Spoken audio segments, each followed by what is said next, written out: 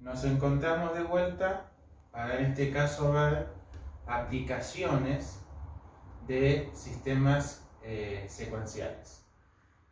El primer caso que vamos a ver son los sistemas monoestables, recordando que el monoestable es aquel que se mantiene en un estado de reposo y una vez que yo lo fuerzo a que cambie de su estado de reposo, por un tiempo se mantiene en otro estado hasta que se cumple ese tiempo. Si el estado de reposo es un cero lógico, cuando yo lo fuerzo a un 1, bueno, por un tiempo determinado se va a mantener en 1 y luego va a volver a su estado de reposo. Entonces, lo que vamos a ver hoy es cómo diseñar, cómo calcular un circuito monoestable utilizando un 555 y un calculito sencillo de un ejemplo para ver justamente el diseño de un circuito monoestable. Entonces, empezamos. Recuerden que dijimos circuito monoestable.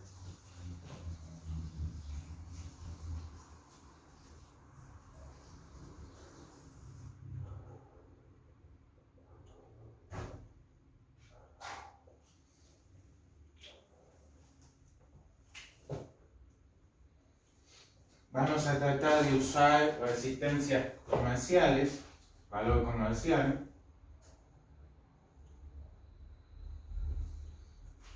Para ir acostumbrándonos a los cálculos y a su vez a las aplicaciones. El 555 es un chip que tiene 8 patitas y que vamos a usarlo tanto como monoestable y como estable, como un montón de aplicaciones que tiene, pero en este caso lo usamos para estos circuitos. Para un monoestable, que es el que estamos viendo, y una estable que se vamos a ver después.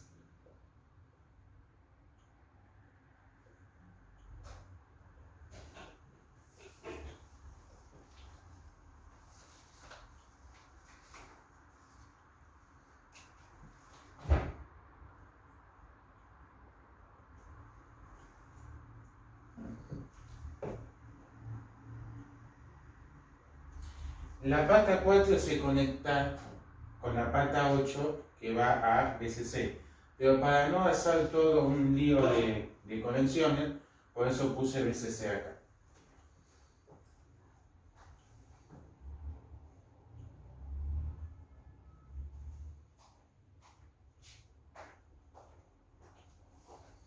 Como dijimos cuando vimos al principio el esquema general de un circuito monoestable, tenía que haber una resistencia, un capacitor, que son los que se usan para calcular el tiempo, y un pulsador.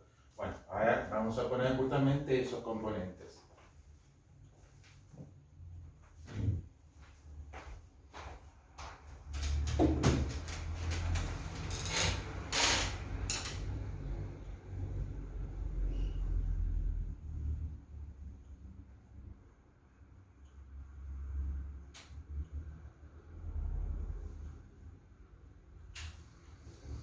Bien, resistencia y capacitor ya están puestos, vamos a colocar el pulsador.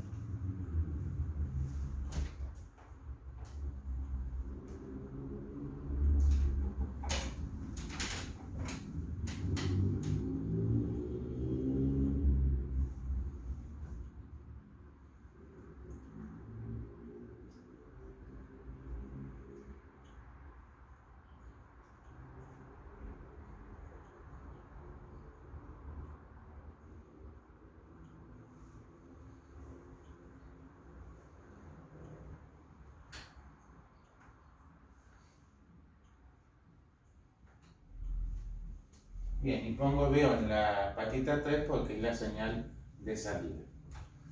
Entonces, conectado de esta forma, el 555 funciona como un circuito monoestable.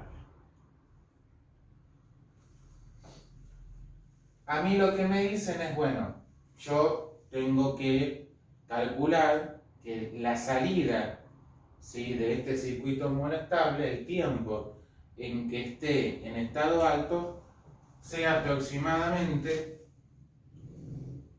de 5 segundos. ¿Sí?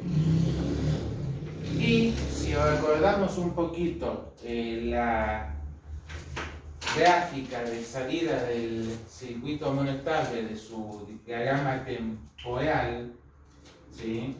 También llamado diagrama temporal en este caso, yo lo que quiero es que yo tengo acá la señal VO, acá tengo tiempo.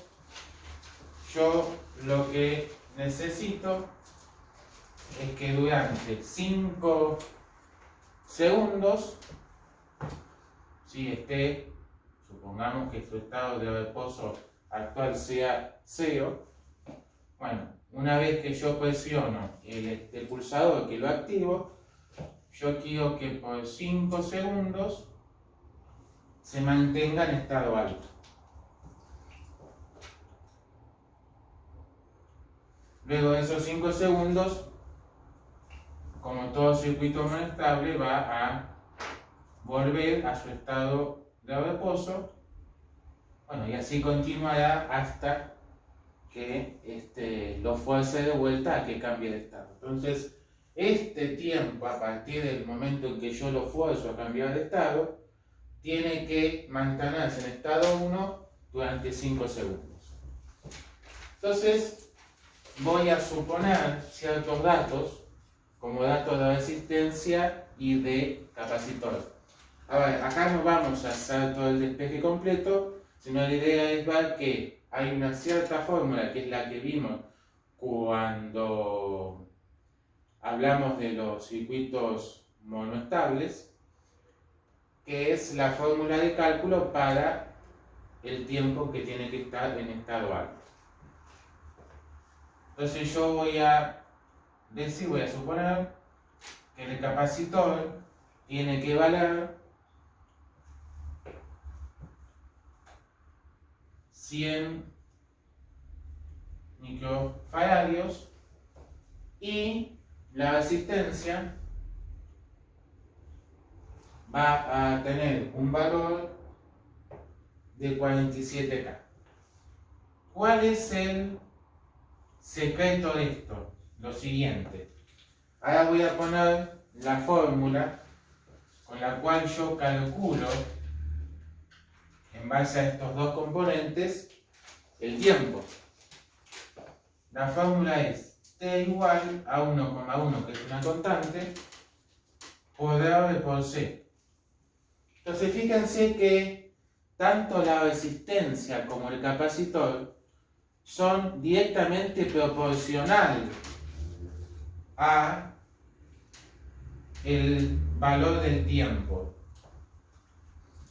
¿Qué quiere decir? Que si yo, por ejemplo, coloco un capacitor muy pequeño, cuando a mí me piden un tiempo en estado alto de 5 segundos aproximadamente, voy a tener que poner una resistencia muy alta para poder lograr esos 5 segundos, lo cual no es conveniente. Por eso, en este caso, como el tiempo que tiene que estar en alto es bastante, son 5 segundos, conviene ya fijar un valor de capacitor grande, por así decir. O sea, no de 4,7 micro, tampoco capacitores de nanofaradio o de picofaradio, sino capacitores entre 47 micros a lo que son 100 micros, para que la resistencia no tenga que ser de un valor tan alto. Entonces, si nosotros reemplazamos, por supuesto que el cálculo completo sería que yo supongo mi capacitor en un valor comercial, el tiempo de la salida en estado alto lo conozco, son 5 segundos, y obtengo, mediante el despeje de esta fórmula, obtengo el valor de la resistencia. El valor de la resistencia me va a dar un cierto valor del cálculo, pero yo tengo que pasarlo a los valores comerciales que tenemos. Entonces, cuando hago el cálculo, no me da justo 47K, me puede dar menos o me puede dar un poco más. Bueno, yo tengo que ver dos cosas. Primero tengo que buscar su valor comercial. Y después tengo que ver que ese valor comercial que yo coloque, cuando vuelva a hacer el cálculo del tiempo con esta formulita, no esté ni muy por debajo de 5 segundos, ni muy por encima. Siempre hay una pequeña tolerancia, pero tengo que justamente volver a calcular. Y si calculamos el tiempo que me da con estos dos, que son valores comerciales, el tiempo es aproximadamente de 5,17 segundos. ¿Sí? Eso es en el caso de calcularlo con estos valores comerciales. Esto es lo que se me pide, que es la gráfica que tengo acá, este tiempo. Y esto es lo que me da al yo poner valor comercial. ¿Está bien? ¿Está mal? Depende. Depende de el que me pidió que diseñe este circuito monetable, o yo, si tengo que aplicarlo en algún lado, si esos 0,17 son importantes o no.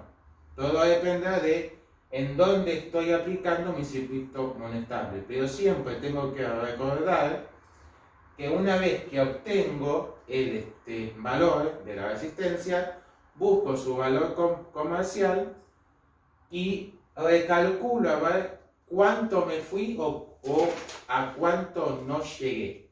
¿Sí?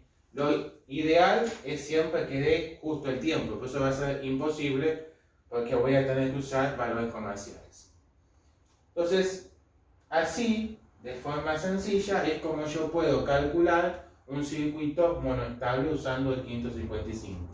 Y recordando siempre que va a estar en estado cero, en estado de reposo, y cuando yo acciono mi pulsador, lo estoy forzando a que cambie de estado, o sea, a estado 1, por un tiempo de 5 segundos, o en este caso, 5,17 segundos.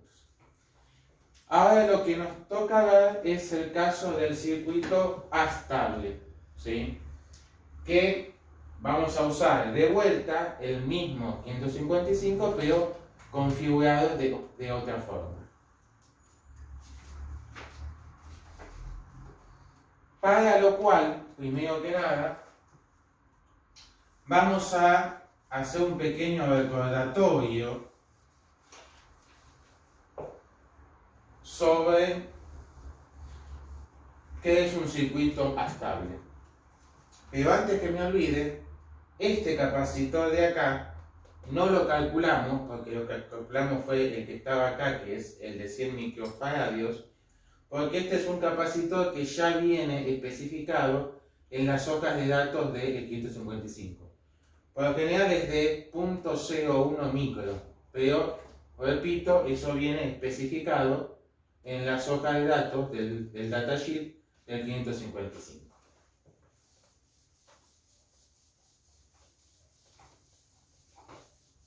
Bien, dicho eso, vamos a la parte de, como dije, circuito astable.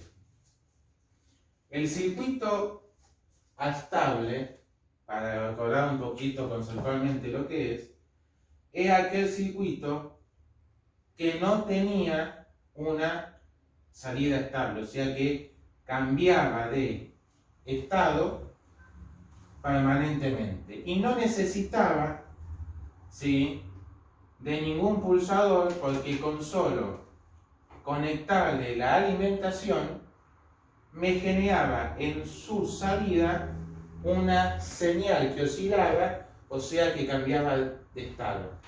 Lo que normalmente se dice que me genera un tren de pulsos. Y ese tren de pulsos que yo puedo generar con un astable es el que después generalmente se va a usar como señal de clock en los circuitos biestables que son los flip-flop. ¿Sí? una de tantas aplicaciones que tiene un circuito estable. Pero una de tantas es justamente que funcione como señal de clock en los circuitos biestables que son los flip-flop. Señal de reloj. Entonces, ahora lo que voy a hacer es conectar el 555 como un circuito biestable. Perdón, como un circuito estable.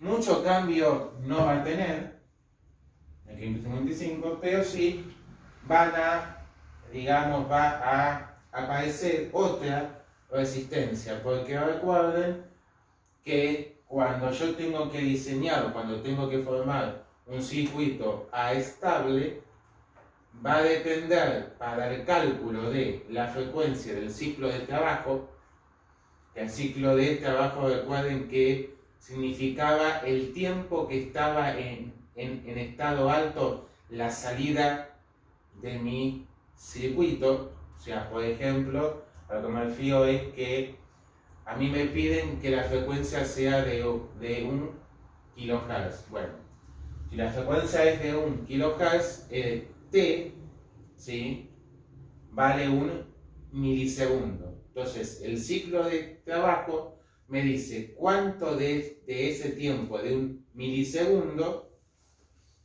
mi circuito está en estado alto, ¿sí? Entonces, repito para que quede bien claro. El ciclo de trabajo está relacionado con T1, que T1 es cuánto del tiempo total está en estado alto. Eso es el ciclo de trabajo. Me dice sencillamente cuánto tiempo está la señal de salida del estable en estado alto, o sea, en 1.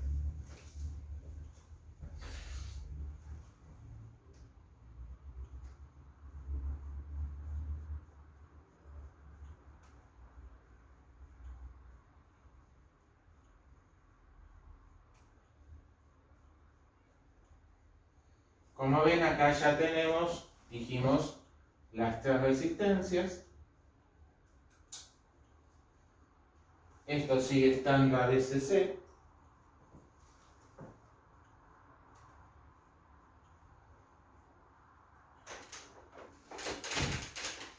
Pero en esto sigue estando a masa.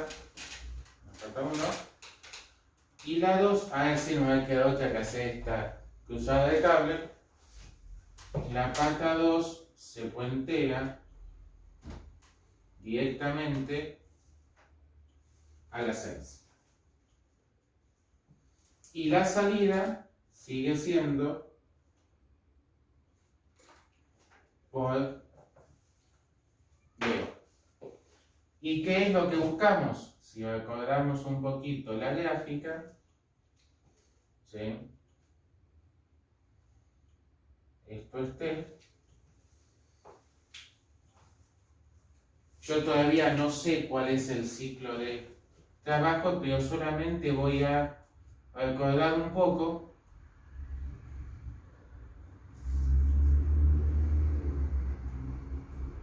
cómo es. Así era la gráfica de, o sea, el diagrama temporal de mi circuito estable, que también a veces, muchas veces, tanto en estable como monestable, en vez de decir poner BO, a veces se pone Z. Es válido en ambos casos. Se supone que, ¿sí?, la señal va a tener una frecuencia determinada, o sea, más allá que no sea una señal senoidal, triangular, de la que conocemos siempre, aún este tipo de señal, que es un tren de pulsos, también se calcula su frecuencia, por lo cual el valor de T también se calcula. Periodo también lo calculo. Y si mal no nos recordamos, eso se calcula como 1 sobre F, o sea, el T se va a calcular como 1 sobre la frecuencia de la señal.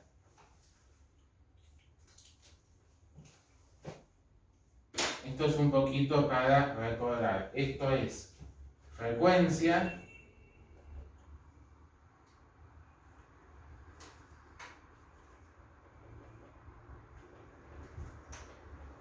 y esto es mi periodo de la señal, ¿sí? Esto es más que nada para recordar un poco el concepto de periodo y de frecuencia. ¿Por qué? Porque yo recién dije que el ciclo de trabajo era el que me indicaba cuánto tiempo estaba la señal de salida en estado alto. Entonces, yo acá, todo esto, este periodo de la señal, ¿sí? Que yo lo voy a conocer, ¿por qué? Porque me van a decir, yo necesito un tren de pulso cuya frecuencia sea de 1 kHz, ejemplo, y un ciclo de trabajo, un DC, del 60%. Entonces, el valor de T me lo están dando. ¿Por qué? Porque al darme la frecuencia, yo hago 1 sobre F y saco el T de la señal, ¿sí? Ahora, de este tiempo, dependiendo cuánto sea el ciclo de trabajo, es el tiempo en que va a estar en estado alto. Recuerden que habíamos mencionado que esto es T1 y esto es T2. O sea, a lo que se refiere la salida del tiempo en estado alto lo voy a llamar T1 y a lo que está en estado bajo T2. Pero eso, la suma de los dos siempre tiene que darme ¿qué? El T total, periodo de la señal, ¿sí? Con lo cual, ¿por qué es importante eso? Porque están las fórmulas de cálculo, ¿sí? Y acá es importante también saber el tema de la frecuencia. ¿Por qué? Porque generalmente cuando uno usa o diseña los circuitos estables, al ser usado como un tren de pulso, por ejemplo, para la señal de clock de los flip-flop o para alguna otra, digamos, función, pero usando lo que es justamente que se puede diseñar, se puede calcular el ciclo de trabajo, el tiempo que esté en estado alto de su T total y la frecuencia, es importante recordar que realmente son frecuencias de valor alto. Entonces, cuanto mayor sea la frecuencia, el valor de T, periodo de la señal, va a ser más pequeño, ¿sí? Porque a mayor frecuencia, recuerden que son mayor cantidad de ciclos, y para que sea mayor cantidad de ciclos, el T de la señal tiene que ser muy chico, más chico. Entonces, ¿a qué voy con eso? De que el valor del capacitor, en este caso, no tiene que ser amplio, o sea, amplio, pero no tiene que ser grande. Tiene que ser un valor pequeño. ¿Por qué? Porque tanto en el circuito monoestable como en este del astable, se trabaja con la carga y descarga del capacitor, ¿sí? Así como en el monoestable se trabaja con la descarga, que es el tiempo que va a estar en estado alto, que yo lo fuerzo, acá justamente se trabaja con la continua carga y descarga del capacitor. Entonces, tiene que ser de un valor generalmente pequeño porque, repito, las frecuencias son altas y por ende el T de mi señal es de un valor bajo. Entonces, ahora voy a poner cómo se calcula cada uno de esos T, T1 y T2, recordando que la suma de los dos da periodo de la señal, que es el valor T, ¿sí? Periodo de la señal. Lo voy a poner acá. en el tanto T1 como T2 va a tener un valor de una constante, que es 0,7.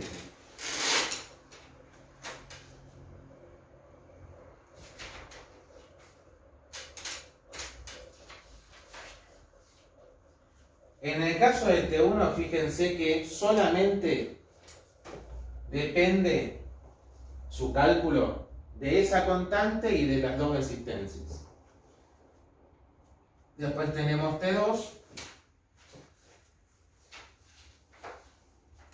también la constante que va a depender de la resistencia B y del capacitor. Y esos son los dos que vamos a usar para calcular los componentes para el caso de diseño. Que después, al igual que el circuito monoestable, una vez que calculamos, porque siempre recuerden que siempre lo que fijamos es el valor del capacitor, porque hay otros datos que ya tengo, frecuencia, ciclo de este trabajo, y por ende, si conocemos la frecuencia, repito, periodo de la señal lo conocemos también. Entonces, cuando sacamos los otros valores de las resistencias, tenemos que pasar esos datos a un valor comercial. Por ende, tenemos que recalcular, y ahí es donde vemos a cuánto nos desviamos de los datos que yo necesitaba o que me pedían cuando empecé con el diseño de las tablets. Y el último cálculo, que en realidad es el cálculo decisivo, por así decir, es el DC, que es el ciclo de trabajo, el cual depende exclusivamente este cálculo de ambas resistencias.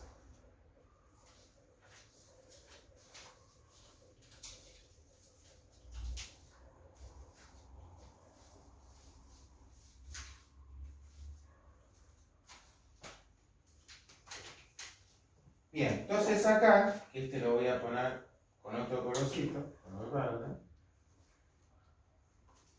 es el que con esta forma calculo el ciclo de trabajo. Y ahí le voy a poner una cierta flecha que va a decir T1. ¿Por qué? Porque es el que me va a ayudar a definir cuánto vale T1 según el ciclo de trabajo. Por eso acá le hago una flechita y le pongo T1, pero no porque con esto se calcula T1, por así decir, porque tiene su fórmula de cálculo. Pero sí es el que me indica cuánto vale en tiempo T1, según el ciclo de trabajo que me hayan dado. ¿Por qué? Porque, dicho de otra forma, también T1 va a ser el T total, periodo de la señal, por el valor del ciclo de trabajo, porque justamente el ciclo de trabajo me define cuánto el tiempo vale T1. De todo el T total, del periodo total, cuánto vale T1. Entonces, por ejemplo, para poner algunos datos y que quede más concreto, yo por ejemplo tengo que la frecuencia vale 1 kHz, que el ciclo de trabajo es del 60%. ¿Sí? Entonces, con esos datos, ¿sí? Y a su vez suponiendo el capacitor lo voy a poner de 4,7 microfaradios. Con eso yo voy a calcular, y con estas fórmulas, el valor de la resistencia A y de la resistencia B. Recuerden que si yo digo 60%, ¿qué es lo que tengo que hacer primero? Tengo que hallar T, periodo, yo tengo que la frecuencia vale 1 kHz, o sea que es 1 sobre F, 1 sobre 1 kHz. Eso me da 1 milisegundo, ¿sí? Dentro de ese milisegundo, que es el periodo de la señal, el 60% de ese milisegundo la señal va a estar en estado alto. El resto del tiempo que sería T2 va a estar en estado bajo. Entonces, ¿qué tengo que hacer? El 60% de T, de mi periodo total. O sea, el 60% de un milisegundo. Para sacar cuánto vale T2 y el resto es lo que vale T1. Y luego de eso, hacer los despejes y añadir RA y RB. Supongamos que hicimos todo eso, nos han dado ciertos valores y ahora yo tengo que pasarlos, excepto el capacitor, a lo que es valores comerciales. Entonces tengo que la resistencia A es de 62 ohm, la resistencia B es de 120 ohm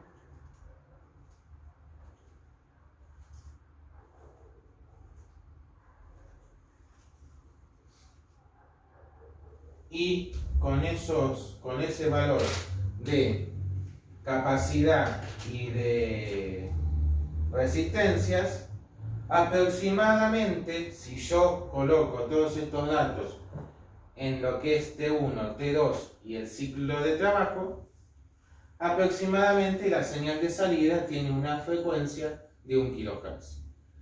Recuerden que puede ser un poco por debajo, un poco por encima, ¿sí? Por eso siempre tengo que, cuando termino de calcular, poner los valores comerciales y chequear, confirmar a qué valor me voy con esos valores comerciales.